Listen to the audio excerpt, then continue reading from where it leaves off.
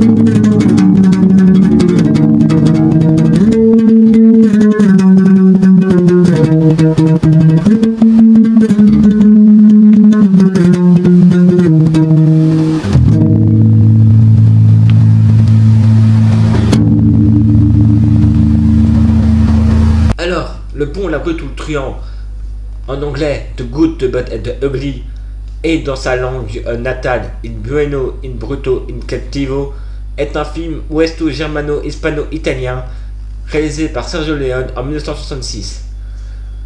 En fait, c'est parmi les westerns les plus célèbres de l'histoire du cinéma. Qu'en fait, il va être considéré comme la quintessence du style du western spaghetti.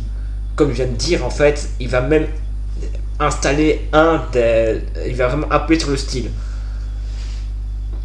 En fait, il va conclure la trilogie du dollar, également appelée la trilogie de l'homme sans nom de Sergio Leone. Reprenons le nom en fait, des trois protagonistes, Clint Eastwood, Lee Van Cleef. D'ailleurs, celui-là se partageait la vedette pour quelques dollars de plus. Et Gian Maria Volonte. Dans le film, c'est Eni Wallat qui va jouer le troisième homme. Parce que oui, il faut là savoir que Gian Maria Volonte va mourir en fait le 6 décembre 1994 à Florina en Grèce. Donc il ne pourra pas finir la trilogie. C'est Eni Wallat qui va reprendre donc le relais. En fait, ce scénario va introduire une nouveauté. L'irruption de l'histoire avec la guerre de sécession comme thème de fond. Il va en fait agir donc chroniquement d'un retour en arrière par rapport aux deux autres films de la trilogie. Autrement dit, un préquel. De même que le personnage de l'homme sans nom, joué aussi par Clint Eastwood, va en fait être la constante qui va lier les trois films. Mais il va pas se porter dans la tenue habituelle. Que là, il va porter un long manteau du type casse-poussière. À la fin du film, il est plutôt en poncho, adoptant leur apparence extérieure du personnage des deux premiers films, et donc donnant ce côté vraiment cyclique de la trilogie. Oui, c'est assez bordélique, mais pourquoi? C'est parce que Sergio Leone avait une idée très personnelle de la création de ces films. Et d'ailleurs, ce qui va rendre ce film d'ailleurs légendaire. Bon, je serais peut-être pas totalement neutre, j'ai oublié de le dire, c'est parce que ce film, je l'ai vu depuis que je suis tout petit, c'est comme le travail de Monsieur Jack, Nightmare Before Christmas, oui, le premier film critique que j'ai fait, bonjour le retour aux premières saisons, yeah. Mais c'est un film pour moi qui m'a bordé depuis que je suis tout petit, donc c'est un film, je peux pas ne pas l'adorer. Donc, le synopsis, le film raconte l'histoire de trois as de la gâchette qui, durant la guerre de sécession, se recherchent d'une caisse de dollars disparue. Le premier est présenté en tant que Toco Benito Pacifico Juan Maria Ramirez, criminel ayant commis de nombreux délits dont la tête est hélas mise à prix. Cela être d'ailleurs un running gag. Toco est aidé par un homme correspondant au début Blondin, car ce dernier livre Toco aux autorités, encaisse la prime et le libère ensuite. Souvent, Blondin va tirer sur la corde au moment où celui-ci va être pendu, surtout avec une balle de fusil. Les acolytes vont se partager ensuite les butins et refont la même opération plusieurs fois dans les comtés voisins.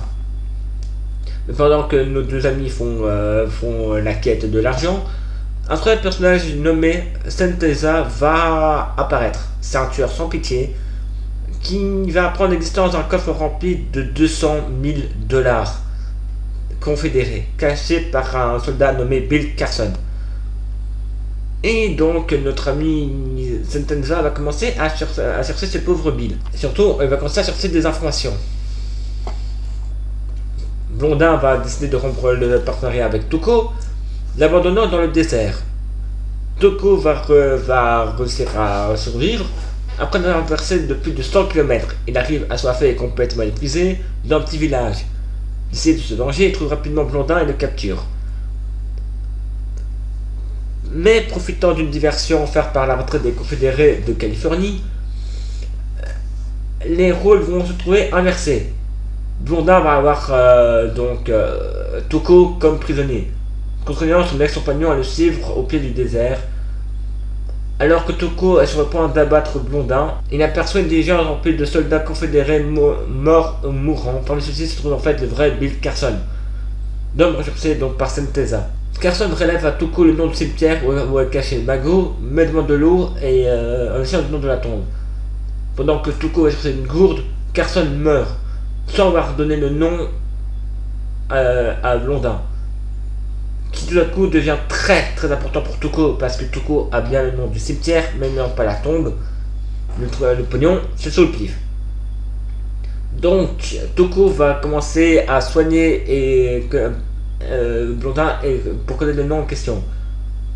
Toco conduira alors Blondin mourant dans le monastère franciscain, dans lequel un des frères, en fait le frère biologique de Toco. Après avoir quitté la mission, Toco et Blondin guéris, déguisés en soldats confédérés, sont capturés par un groupe de soldats de l'Union et sont conduits dans un camp de prisonniers. Entre-temps, Santesa a trouvé la trace de Bill Carson, qui est jusqu'au camp.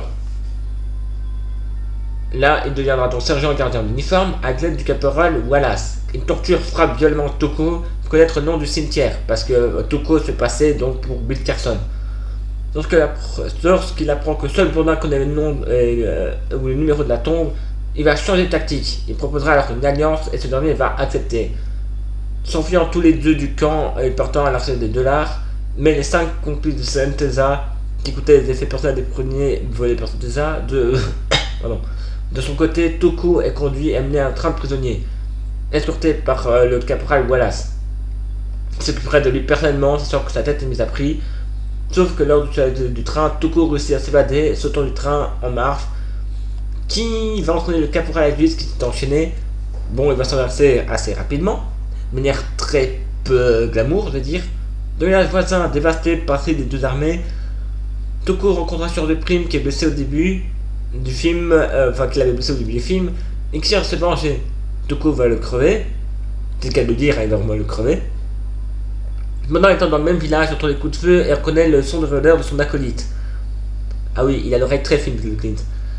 Il part donc à sa recherche et retrouve pour s'associer à nouveau avec éliminer Santesa, qui, avec ses complices, n'aurait pas de mal à se débarrasser de Blondin après avoir trouvé le trésor. Il réussit à se débarrasser des membres du gang, seul Santesa s'échappe. Toco, Blondin, en route dans un cimetière, de bientôt traverser un pont, alors que Blondin déclare à son acolyte qu'il voudrait bien attendre la nuit. Ils sont inévitablement capturés une nouvelle fois par une patrouille d'armée nordiste. Parce qu'en fait, le pont qu'ils doivent traverser est apparemment disposé a intéressé les deux forces militaires, les Confédérés et l'Union. Ne sachant pas comment expliquer leur présence, Tuku a fait les militaires qui sont venus s'enrôler. Le capitaine Bakuni les accueille et leur explique que les combats durent depuis des jours, que les deux parties veulent s'emparer du pont et que qu'ils ont le droit de réserver du gouvernement à cause d'un seul capitaine blessé et surtout ivre pour les deux hommes qui rêvent de détruire ce foutu pont pour que ce massacre s'arrête.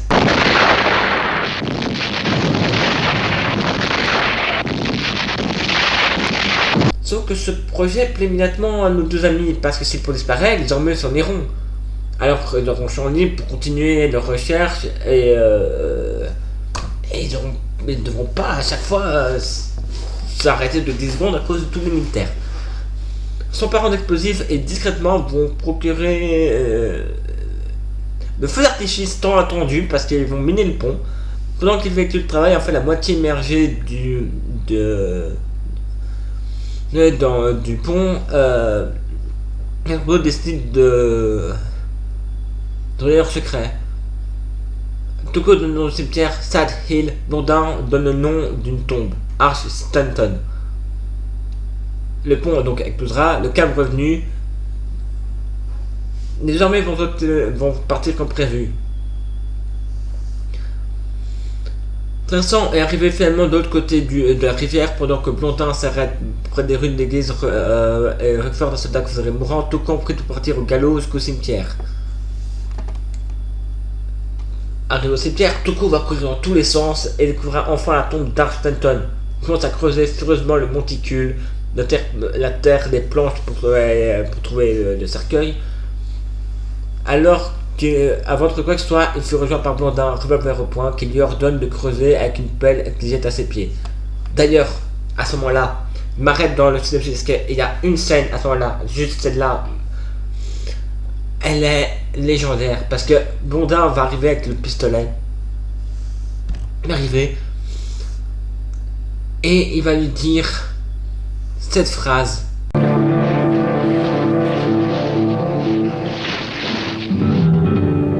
The showdown.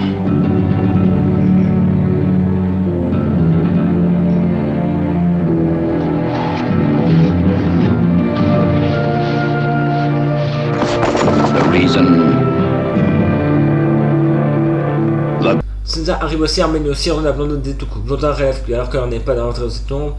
Il contient un squelette. Il écrit le véritable nom de la tombe sur le trésor sur une pierre qu'il dépose au milieu de l'esplanade circulaire dans forme de centre du cimetière. Les trois hommes mettent en place pour former un fondement final. Ce qu'on appelle aussi une impasse mexicaine, parce que l'impasse mexicaine est quoi? C'est plusieurs tireurs, sans doute 3, 4, enfin plus de 2. Et ce qui se passe, c'est que si t'en tires un, l'autre peut toujours tirer dessus. C'est l'impasse mexicaine, on ne sait pas qui va tirer en premier sur qui.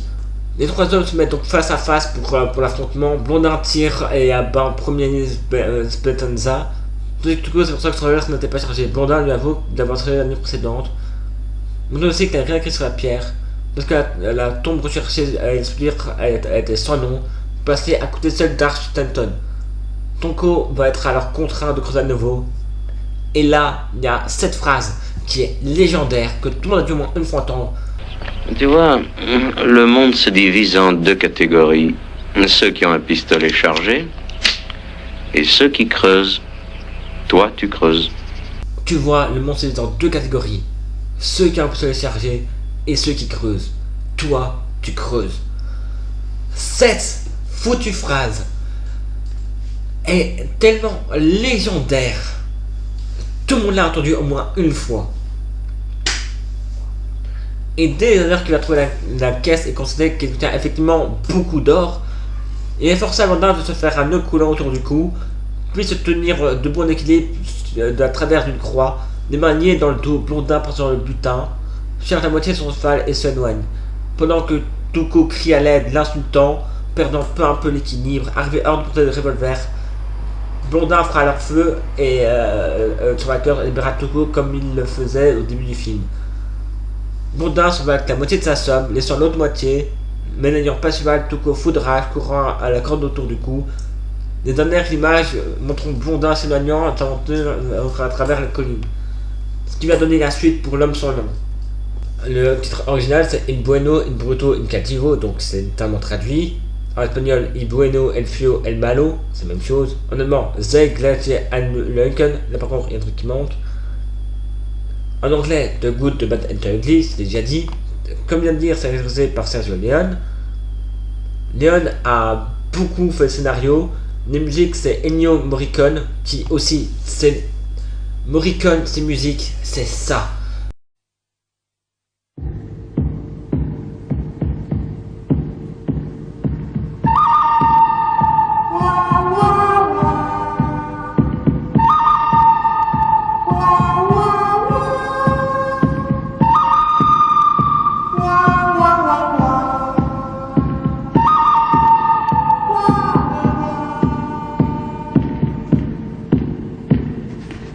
On peut pas dire que les musiques de Morricone, c'est juste légendaire. Les musiques de... Le film a un budget de 1 200 000 $ US. Le film dure 161 minutes et 178 dans la version longue de 2002. Oui, il y a un remake. Ne dis pas combien le film a rapporté, parce que le film en fait a amené beaucoup d'argent par les suites, en fait, par le temps. Faut aussi savoir que le film comme je dis, ça c'est après la suite pour une poignée de dollars et quelques dollars de plus. C'est un avant ces deux films là, donc ça explique le comment du quoi. Ça explique un peu la genèse des personnages. Vous allez savoir aussi que pour Sergio Leone qui va développer ses idées du film, il va planifier une mise en scène très personnelle. Parce qu'en fait, il demande à travailler avec des scénaristes qu'il va gérer lui-même. Trouvant le script avec trop de bouffonnerie, ils vont le réécrire. Leone va refaire un peu le texte, ils vont refaire les personnages, ils vont refaire un peu l'idée. Ils vont essayer de faire une épopée tragico-comique avec 2 tirs au flanc. Ils vont essayer de montrer un style humain picaresque de guerre. Les horreurs des gangs sudistes comme Andersonville qui est un camp de prisonniers, le côté fasciste des guerres, les bas-reliefs d'Andersonville, vraiment montrer un peu ce côté plus réel de l'histoire, écœurante, que peu de gens parce que moi, les façons dont Blondin et tout court perçoivent la guerre qui va venir à l'heure. Est-ce que la phrase écœurée de Blondin, quand on va commencer la bataille du pont, il dira juste « Je n'aurais encore jamais vu crever autant de monde ». Juste cette phrase-là, c'est vraiment c'est absurde, c'est complètement con. Même le gradé nordiste sur le pont qui dira « On se bat pour une crotte de mouche sur une carte en parlant du pont ». Pensé par quelqu'un qui est cynique, alcoolisé, qui essaye de se cacher dans l'alcool pour éviter de voir les horreurs de la guerre. C'est vraiment un côté sombre qui est raconté dans un film qui, au fil du temps, on évolue. En étant petit, je voyais ce film comme un film de western super bien, intéressant et qui montre un peu l'horreur de western, qui coupait un peu le côté. Tous les cowboys sont des héros, machin, c'est des côtés plus sombres. Puis en grandissant, on a vu le côté plus guerre, le côté plus sombre, le côté plus sadique. Des personnages que Clint Eastwood a fait le bon. D'après pourquoi je mets le bon entre parenthèses, dit aussi L'homme sans nom ou Blondin. Chasseur de primes, arrogant, qui est en compétition avec Tuco et Cetenza pour la course aux heures cachées. Au milieu de la guerre de sécession, il reprend une relation amitié-haine avec Tuco qui se nomme Blondin. D'ailleurs, Clint Eastwood, qui restera lui-même à peu près les peurs de ses personnages qui est traité par Leone, c'est un âge de la gâchette soigné par le moindre détail. La présence du cigare, symbole très important dans les films. Parce que Insu en a toujours un à la bouche et presque toutes les scènes, il en rallume continuellement un. En plus, c'est un des éléments clés d'action dans quelques occasions. Néanmoins, la poursuite en suivant la piste de cigare qui est de plus en plus fraîchement allumée. J'aurais pas vu une moitié de cigare. Un blondin, très grand, et qui parle peu. L'image de la mèche de canon et celle des explosifs partage avec cela du jeune soldat agonisant, etc., etc. Il y en a tellement. Le cigare est un peu l'image de Blondin. Son expression sombre et pensive avec ses yeux à demi fermés est un peu un stéréotype idéal du méchant. Pourtant, Leon réussit à surprendre parce qu'en fait, ce personnage est un mixement entre le chasseur de professionnel et le bandit. Parce que, oui, il veut de l'argent, mais il n'hésite pas à faire des crasses en libérant un prisonnier donné. Donc c'est pour ça, bon, c'est peut-être pas le meilleur terme qui lui collerait. Pendant le tas peut-être classique vers la tragédie grecque et l'œuvre shakespearienne, parce que le personnage est admis comme largement inspiré comme tel. Il a été tiré par exemple de Plaute et Terence. D'ailleurs, Sergio Dante fait remarquer parmi les trois, Eastwood est sans doute celui qui ressemble plus à son propre personnage. Fermé, taciturne, ironique. Par contre, faut aussi savoir que en 1965 marque la fin de Runaway, donc une série télévisée américaine à laquelle Clint avait un des rôles permanents, un bon cow-boy lisse et sans ombre. Alors que Clint Eastwood n'a pas encore été trouvé, Leon va lui offrir un rôle de son prochain film. Qui hésite et va et après avoir lu le scénario, va accepter. Il trouve le rôle de Tuco est plus important que le sien. Il demande que son rôle soit augmenté. Dès que Leon ne veut pas de muscle à Tuco. Leon doit se déplacer jusqu'en Californie avec sa femme pour tenter de négocier. Après 2 journées de dures négociations, l'acteur accepte de tourner le film et demande à être payé 240 000 $, plus de 10% du produit du box-office sur le territoire occidental. Un score qui déplaît à Leon, tu m'étonnes.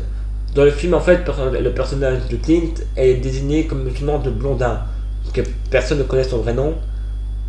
Et puis, lorsque le capitaine Clinton, donc l'alcoolo du pont, demande leur nom à Tuco et Blondin, celui-ci reste silencieux, restant fidèle donc à l'image du personnage. Dans le scénario du film, par contre, on réfère celui-ci sous le nom de Joe. Mais après, on sera jamais à la suite. La brute. Lee Van Cleef interprétera donc le rôle de la brute. Un mercenaire insensible et sans pitié qui, dans les versions italiennes et en française, va être appelé Sentenza. Nom devenu dans la version américaine Angel Eyes, donc yeux d'ange. Il n'hésite pas à éliminer froidement tous ceux qui vont contre sa course. Après que Blondin et Tuco soient capturés, Sentenza et le sergent vont interroger et torturer Tuco. Découvrant ainsi que dans le cimetière caché l'or. Tant que Blondin mentirait au lieu de donner le vrai nom de la tombe, il sera de former une alliance avec Blondin. D'ailleurs, Blondin va très vite retourner avec Tuco. Savoir qu'à l'origine, Leon voulait Charles Branson pour interpréter Sentenza, mais celui-ci était déjà en train de tourner 12 salopards, la version de 1967. Leon songeait alors à travailler avec un nouveau Lee Van Cleef. Sachant que Van Cleef a déjà interprété un rôle plus romantique pour dans quelques dollars de plus. L'idée qu'il pouvait interpréter un personnage complètement opposé l'intrigua. Lee Van Cleef racontera d'ailleurs que dans le premier film, il ne pouvait pas négocier, étant donné qu'il n'avait pas payé mon téléphone de tourner le film, de payer mes comptes de téléphone exactement une année plus tard. Le 12 avril 1966, on plaît à nouveau pour tourner Le Bon, la Brute et le Truand. Et en parallèle, je tournais également Colorado. Colorado qui était... désolé, il bug. Colorado en fait c'est un autre western spaghetti, qui lui était fait par Sergio Solima. Alors, au lieu de ne gagner que 17 000 $, je gagnais plus de 100 000. Ça grâce au talent de Leon et pas le mien. D'ailleurs, l'acteur souffrait d'une peur étrange des cheveux et ne connaissait rien à l'équitation. Sergio Donati va raconter: on trouva un cheval docile et amadoué comme une bête de cirque, mais pour pouvoir y monter, il fallait une chaise et quelqu'un un animal. L'histoire répétait évidemment qu'il essayait de redescendre, ce qui était un peu compliqué pour les scènes. Lee Van Cleef, d'autre part, installe des méchants. C'est un doux qui correspond nettement avec son personnage. Ce sont des talents d'acteur qui méritaient de si bien jouer le rôle s'éloigné de ses propres personnalités. D'ailleurs, dans une scène du film, il est frappé une prostituée qui connaissait Bill Carson et ne sait pas aller loin. L'actrice, donc Rada Ramizova, me disait: ne t'en fais pas, si tu dois me donner une vraie gifle, ne demande pas, frappe-moi. Mais Van Cleef lui expliquait que dans l'histoire, qu'il n'avait absolument pas levé la main sur une femme, c'était plus fort que lui. Ce qui est assez ironique parce que la brute en fait est en fait un cœur tendre et le bon en fait est assez cynique et assez sombre. Déjà, vous voyez déjà l'ironie du truc. Et maintenant, on va rejoindre donc le truand joué par Elie Wellbach, qui va interpréter donc le rôle de Toco Benito Pacifico Juan Maria Ramirez, aka le truand, bandit comique maladroit et volubile, recherché par les autorités. C'était un des personnages, enfin c'est même le personnage le plus terrible du film. On rencontre son frère, on comprend d'où il vient et pourquoi il est devenu bandit. Il dit que tous les autres personnages restent très mystérieux. Tuco, comme je rappelle, connaît le nom du cimetière où enterrer l'or, mais ne connaît pas le nom de la tombe. Seul Blondin le sait, ils vont être torturés, etc. avec parfois une deuxième fois le scénario. Au lieu de Léon, Tuco représentait toutes les conditions de l'américain et aussi des parties des siennes. Parce que quand il va faire le rôle, après avoir pensé à offrir le rôle à Gian Maria Volonte, il choisit Eni parce qu'il avait un petit côté cartonné, cantonné, un côté un peu dramatique qui lui avait collé dans le film La Conquête de l'Ouest de 1962. Lorsque voilà descendra du train et parlera avec Peppard, il voit un enfant, le fils de Peppard, il se tourne d'un coup et tire dessus avec les doigts en faisant une grimace. Les hommes vont se rencontrer à Los Angeles, mais l'acteur est réticent à interpréter un nouveau type de personnage, car il est convaincu à avoir donné les séquences de torture et pour quelques dollars de plus. Tous les deux s'entendent très bien, partageant le même sens d'humour assez étrange. Leon permet donc à Eni d'effectuer des modifications à son personnage, mais dans la mise en scène, la façon de bouger, les vêtements de Tuco sont choisis par Elie Wellbach lui-même.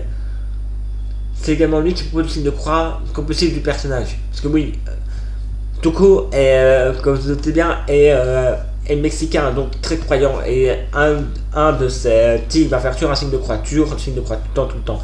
Dès qu'il dit un truc, dès qu'il jure, dès qu'il a un truc tout près de la mort, il doit faire un signe de croix. C'est un de running gag aussi. Tant Eastwood et Van Cleef saisir le personnage, Tuco plaisait parfaitement au réalisateur. Parce qu'il était clair que tu préférais un personnage comme Wellbach jouerait, même si celui-ci garde peu de souvenirs de travail avec Van Cleef en sa Mercedes neuve. Et après c'est Clint qui, taciturne mais attentif, proposait des idées, des détails qui rendraient le personnage de Tuco encore meilleur. Comme dit, il y a d'autres personnages, donc le nordiste alcoolique, celui qui va envoyer inutilement des soldats au massacre et va détruire le pont. Un rêve qui va se réaliser grâce à ses nouveaux amis. Blessé mortellement durant la bataille du pont, il mourra apaisé alors qu'il entendra le pont exploser. Necrotal Wallace, gardien de prison, travaille avec Sentenza. Il torturera Tuco et lui voudra lui faire dire où est le trésor. Sentenza confiera alors Tuco au caporal et en espérant que tout ça touchera la prime de sa capture. Mais Tuco éliminera en le poussant d'un train en mouvement.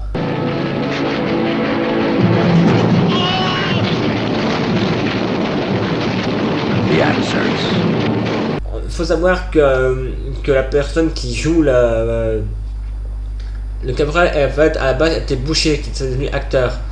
D'imposants brigands est omniprésent dans la série de Leon et dans les spaghetti en général, dans les western spaghetti en général. En même temps, la carrière du gars, il en impose.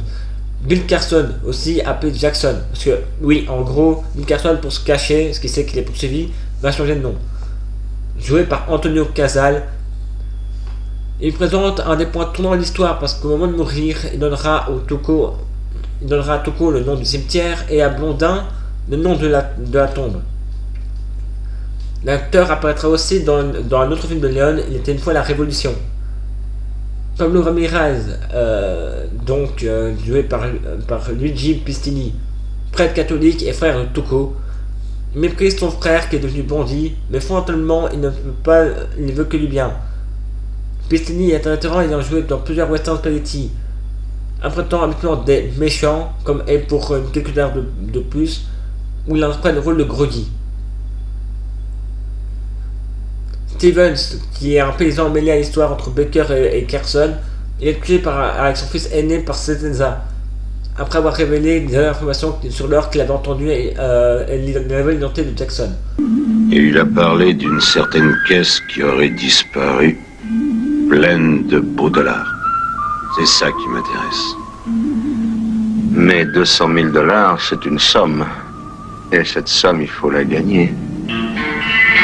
Sergio Aloza, l'épouse amérindienne et non nommée de Stevens, qui assistera impuissante et horrifiée au meurtre de son mari et de son enfant par Sentenza.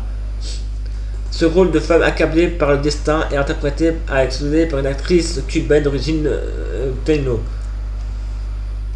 C'est-à-dire que le rôle lui connaît bien. Donc Baker, aussi un soldat confédéré impliqué dans l'affaire de l'or caché. Il engagera Stevenza pour obtenir l'information et pour assassiner Stevens. Il sera lui-même assassiné par Stevenza, payé par Stevens. Oui, en gros, c'est ami, ennemi, enfin c'est je te paye, tu me payes, je te bute, il me bute. Maria, donc qui est jouée par Radar Ramizov.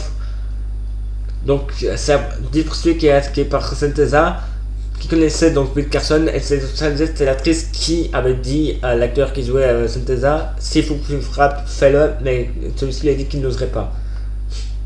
Le chasseur de primes Manchot, blessé par Tuco au début du film, il doit se faire amputer d'un bras et réapprendre à tirer de sa main gauche. Il se restera désespérément ce danger. Après avoir retrouvé Tuco, il pendra trop longtemps et Tuco profitera pour la battre. D'ailleurs, là aussi, il y a une phrase qui va sortir, c'est « Le prédateur dira quand on se bat, on raconte pas sa vie ». Ça aussi, cette scène, elle est juste connue. D'ailleurs, l'acteur qui joue notre ami Manchot a déjà apparu dans Il était une fois l'Ouest, dans le rôle d'un des trois as de la gâchette au début du film. Hélas, pour lui, beaucoup de problèmes, il se suicidera durant le tournage, se défenestrant en costume de scène. Le capitaine nordiste Harper, atteint de gangrène à la jambe, n'extrait pas la méthode de Sentenza et plus d'une fois il répète d'être montré avec des prisonniers, tenait physique en train d'être très sérieux par ses subalternes. Faut savoir que le film a été tourné en Espagne, dans le désert de Tabernas en Andalousie. Après l'élaboration du régime franquiste et l'assistance de l'armée espagnole, il y a eu quelques problèmes avec les problèmes de territoire, mais rien de il y a eu beaucoup, ils ont aussi tourné un peu en Italie, mais quelques scènes seulement. C'est un film comme je dis, c'est un western spaghetti, donc c'est un western caricatural. C'est un film avec des hors-champs, des prises de vue, des flashbacks et des façons de cadrage qui sont faits exprès pour donner une tension sur la musique et sur toutes les scènes, même les paroles. Comme je dis, il y a la fameuse scène où Clint va lancer la pelle et dire à Tuco, dans ce monde, il y a deux types de personnes, ceux qui ont pu se charger, toi tu creuses, et le moment où Sentenza va arriver, on lance une autre pelle et dira à Clint, Azul, vous causerez plus vite. Avec la musique, avec la façon dont c'est filmé, avec comment c'est amené, La façon dont c'est amené, c'est vraiment amené pour mettre une tension qui est géniale. Il y a aussi la scène du pont qui a été compliquée parce qu'en fait, l'équipe va tourner la scène extérieure à plusieurs endroits différents. Mais quelques mois vont s'écouler entre le repérage et le début du tournage, qui va causer un problème avec le site choisi pour tourner la scène du pont. Dans la première inspection, le niveau d'eau de la rivière était 1,20 m. Parfois pour besoin du film. Mais arrivé, le niveau était plus de 20 cm. Pour résoudre ce problème, une digue fut construite par l'armée espagnole en aval sur la digue pour l'instant à élever le niveau de l'eau. D'ailleurs, la digue est visible quand Tuco et Blondin s'approchent de la rivière pour traverser après l'explosion. Et là, ça n'a pas pu tout cacher. La scène du duel final est en fait dans le cerf de Sand Hill. Voulu en fait un cimetière qui pouvait faire penser à un amphithéâtre romain. Attention, ce n'est pas un vrai cimetière, je précise, Léon étant très respectueux. Mais le film a été fait dans des pâturages avec des décors qui ont été ajoutés. Quand le duel à 3 en fait est devenu un des moments les plus célèbres.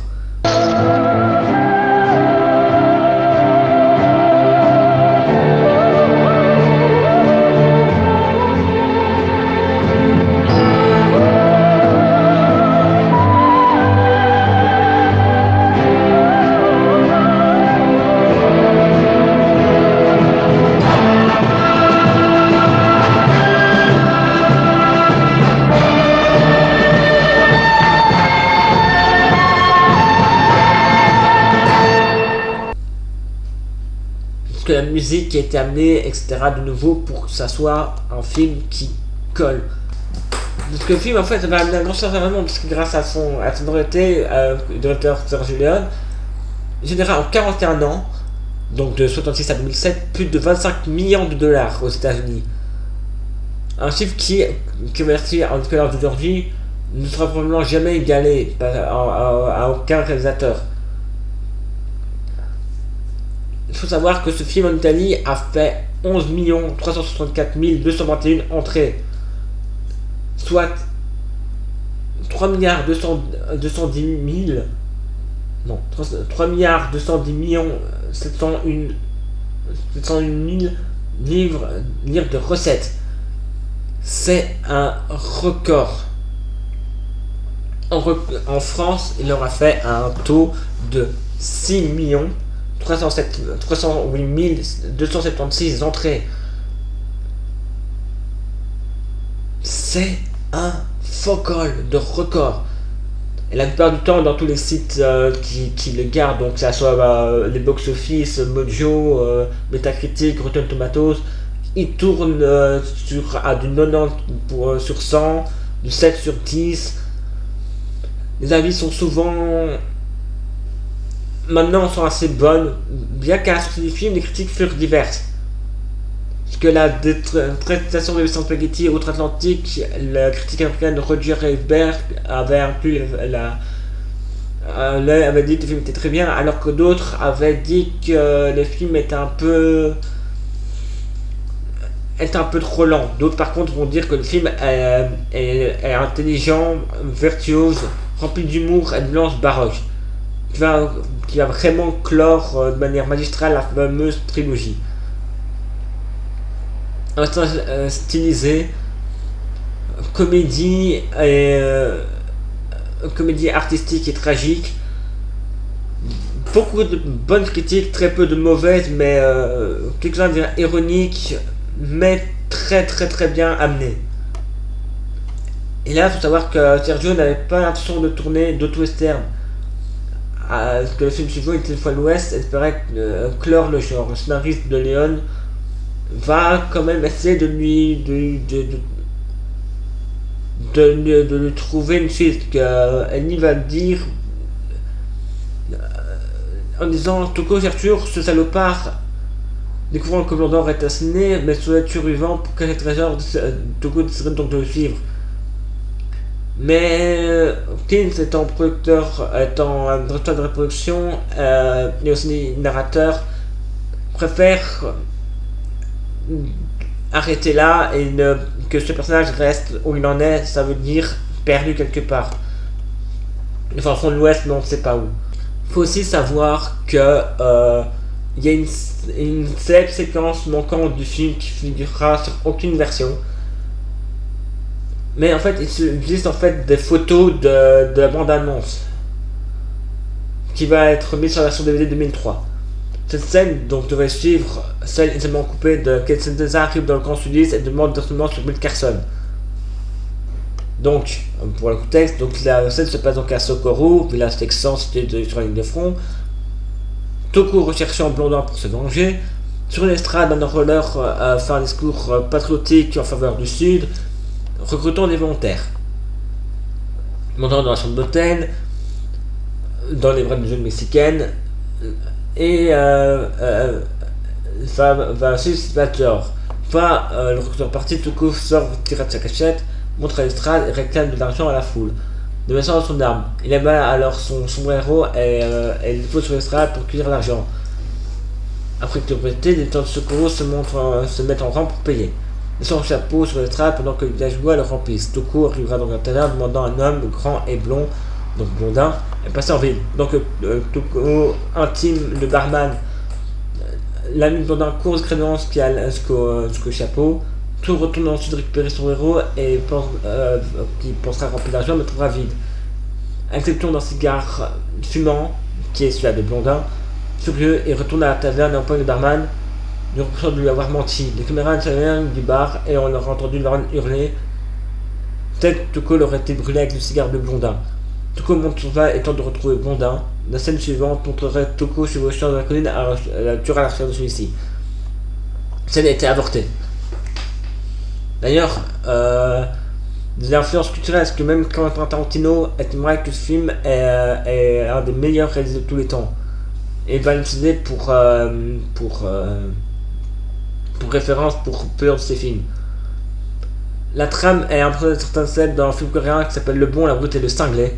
Oui, un film qui est sorti en 2000 s'appelle Le Bon, la Brute et le Cinglé, est fortement inspiré de son titre et un clin d'œil direct. D'ailleurs, en 2008, le personnage de Blondin, l'homme sans nom, figure à la 3ème place du classement des 100 meilleurs personnages de films du magazine Empire. Alors, le groupe de rock, que oui, il faut savoir que même la musique va être impactée par ce film.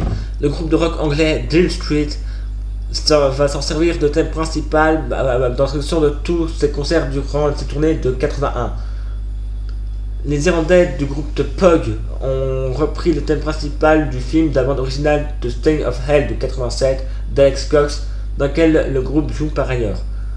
Le groupe Metallica se sert de la musique de la scène du cimetière de Ecstasy of Gold, introduction pour leur concert. Par ailleurs, cette musique est diffusée avant le début de certains tournois de World Series of Poker annuel de Las Vegas. Le groupe Gorillaz a nommé une situation Clint Eastwood, car ce morceau est un sample de la bande-annonce Le Bon, la Brute et les Truands. Un groupe de rap français du nom de IAM s'inspire du film et des protagonistes pour un titre, un bon son brut pour les truands de son album. De plus, Akhenaton, l'un des chanteurs du groupe, est régulièrement surnommé Santeza. D'ailleurs, un des morceaux s'appelle Pousse au milieu des cactus, ma rancœur, comporté par une boucle d'une femme chantant Santeza, alors que l'autre extrait, Le Bon, la Brute et les Truands, est quelques dollars de plus. La pochette du premier album d'Oasis, donc Definitely Maybe, montre un téléviseur qui diffuse une séquence du film. Toko essaie de parler à Bill Carson, agonisant. Avec un humour un peu plus britannique, le thème musical a été enregistré en 2005 pour le groupe des 8 joueurs de ukulélé, The Ukulele Orchestra of Great Britain. Le groupe de rock américain Karma October Burn a nommé ce deuxième album Arch Stanton, du nom de l'homme enterré à côté de la tombe où leur temps combatté par les protagonistes était. Stephen King lui-même va en prendre une inspiration pour son cycle de la tour sombre. Pour le personnage principal, Roland de Gilad a été créé en personnage de Clint Eastwood pour sa modélisation d'habits. Personnellement, je dois dire que ce film, je l'ai dit, il m'a bercé depuis la plus jeune enfance. Les scènes sont cultes. Cette scène est culte. Faudrait peut-être que tu me dises où tu m'emmènes, Tuco. Tu ne crois pas que c'est le moment?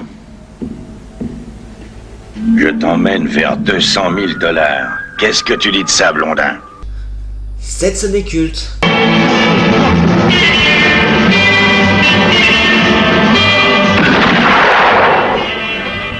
Jette ton pistolet et mets ton pantalon. Tout est fucking de culte. Tout le monde en a vu au moins un extrait, tout le monde a entendu au moins un texte, au moins une parodie dans les Simpsons, dans les séries abrégées, au moins une fois sur internet, on a dû entendre cette phrase quelque part. Quand on se bat, on raconte pas sa vie. Cette phrase-là, elle est devenue méga culte, personne ne sait d'où elle vient, mais quand on a la bonne ref, fuck all. Que oui, maintenant le problème c'est que c'est un film qui date un peu, il date des 60, beaucoup de jeunes ne connaîtront pas. Sur internet, pour ceux qui connaissent peut-être les Chevaliers de Zodiac version abrégée, il y a un moment, cette fameuse scène où un des chevaliers va dire justement quand on se bat, on raconte pas ta vie. Voilà, internet a rendu cette phrase culte. Dans les Simpsons, dans les Griffins, dans toutes les scènes, même dans internet, on voit une scène où ils sont à trois avec cette musique qui se lance, avec City of Gold, cette musique. Tout le monde la connaît, personne ne sait d'où elle vient, tout le monde l'a entendu au moins une fois. Tout dans ce film est culte, du début à la fin, ce film est culte. Je serais peut-être pas neutre parce que ce film a fait mon enfance, mais c'est un film qui tout est fait pour être connu. Je suis quelqu'un qui, alors c'est fan d'histoire, vous avez bien remarqué avec le temps, mais ma passion de l'histoire est venue aussi avec ce genre de films, des films qui retracent l'histoire, un version un peu plus romancée certes, mais bordel. Voilà, et en plus il y a une théorie qui m'a toujours plu. Le bon, la brute et le truand. Les rôles ne sont, enfin, ces titres-là, c'est comme ça que je disais, bon, brut et truand, parce que les personnages ne seraient pas ça. Le bon, ça serait donc Cliff, parce que c'est un chasseur de primes, certes froid, certes violent, mais à l'époque d'un Far West qui est froid et violent, et quelqu'un qui est dans les normes. Le truand est Clint Eastwood parce que il truande une vie pour de l'argent, et la brute c'est notre cher ami Toko parce que il n'hésite pas à violenter, il n'hésite pas à attaquer. Voilà, bon, le brut et le truand, les rôles ne sont pas ceux qui sont la brute et Tuco, le truand est l'homme sans nom, donc Clint, et le bon est en fait Cliff, donc Esperanza. C'est une théorie qui me plaît beaucoup, parce que quand on regarde d'un œil plus historique, ça collerait beaucoup mieux. Et beaucoup d'éléments dans le film peuvent coller à cette théorie. Pourquoi? Tout simplement comme vient de dire, Clint est un chasseur de primes qui n'hésite pas à libérer un prisonnier pour se refaire de l'argent, comme un truand. Cliff, oui, est certes violent, certes tueur, certes il n'est plus doux dans ses méthodes, mais c'est le Far West. Et bon, Toko, c'est un criminel. Il va pas être doux, c'est un criminel, il est recherché, s'il veut pas crever, il a intérêt à galoper et pas hésiter. Honnêtement, si je devais donner une note à ce film, je donnerais honnêtement, malgré qu'il est vieilli, il reste quand même bien sombre, il reste quand même bien teneur au trip, les musiques, tout ça, 19,5. Un bon 19,5 sur 20, honnêtement. Sur ce, c'est la fin de ce film, et n'oubliez pas... Je vais dormir tranquille.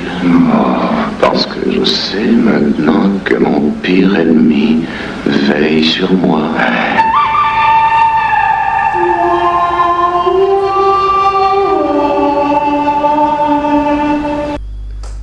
Allez, sur ce,